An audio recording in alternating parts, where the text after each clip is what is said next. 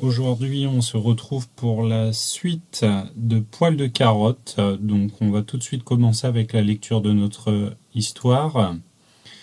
Donc, bien entendu, ça fait suite à ce qu'on a déjà commencé à lire la semaine dernière. Maintenant, nage, lui ordonne Monsieur Lepic. Alors, Poil de carotte fait aller ses bras, mais il laisse ses genoux marcher sur le sable. Nage, répète Monsieur Lepic. N'agite pas tes poings fermés. Remue tes jambes qui ne font rien. À ce moment-là, grand frère Félix l'appelle. « Poil de carotte, viens ici, il y a plus d'eau. Je perds pied, j'enfonce. Regarde donc, tiens, tu me vois. Attention, tu ne me vois plus. À présent, mets-toi là vers la grand saule. Ne bouge pas, je parie de te rejoindre en 10 brassées. »« Je compte, répond Poil de carotte en grelottant, les épaules hors de l'eau, immobile comme une vraie borne. De nouveau, il s'accroupit pour nager, mais grand frère Félix grimpe sur son dos, pique une tête et dit « À ton tour, grimpe sur le mien. Laisse-moi tranquille, murmure Poil de carotte. Sortez, crie Monsieur Lepic. Déjà, dit Poil de carotte.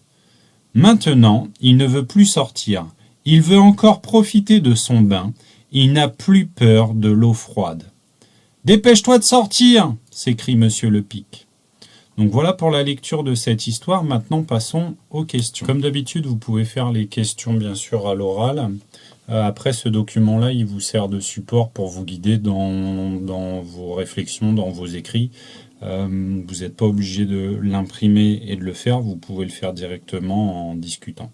Alors, Poil de carotte veut-il nager? Donc bien entendu, vous répondez, que veut-il faire dans l'eau? Que fait son frère? Relève les mots employés qui montrent que l'eau est froide. Ensuite, que fait-il pour retarder son entrée dans l'eau? Pourquoi ne parvient-il pas à sortir de l'eau?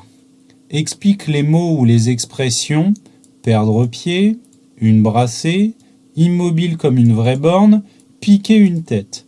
Mets en couleur les paroles rapportées. Comment sais-tu que ces paroles sont rapportées? Il y a 2 réponses, d'accord? Dans la typologie du texte, visuellement, on voit qu'il y a des paroles rapportées, ça se voit. Il y a 2 techniques qui sont employées dans ce texte, il faut relever les 2 techniques. Ensuite, qui, quoi est désigné par les mots soulignés. Donc ça, vous avez l'habitude, vous reprenez les mots soulignés, vous cherchez à quoi cela se réfère. Et ensuite, à quel temps est conjugué le texte.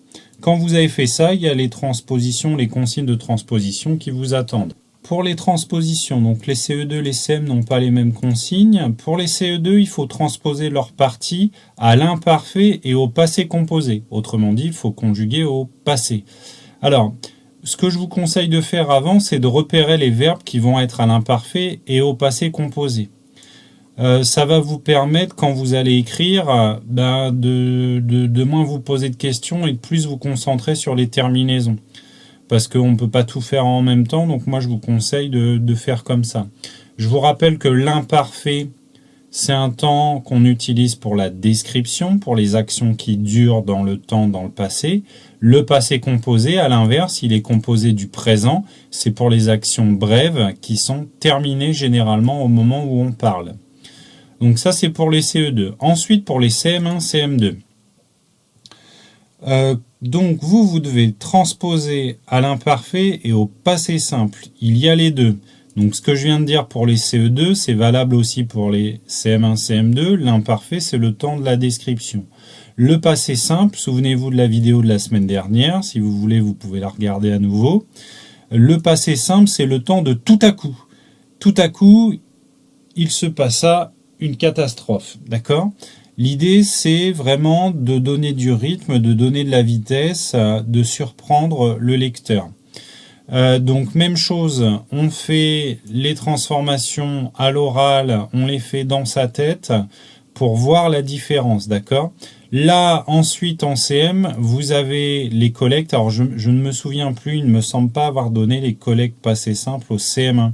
C'est pour ça que je vous l'ai mis entre parenthèses. Il faudrait me le dire, sinon je vous les enverrai. Éventuellement, vous pourriez les imprimer si vous pouvez. ou sinon bah, vous les recopiez, ou sinon vous les faites pas, c'est pas très grave en soi. Donc ça voilà, il faudra me redire en CM1. Les CM2 c'est sûr vous les avez.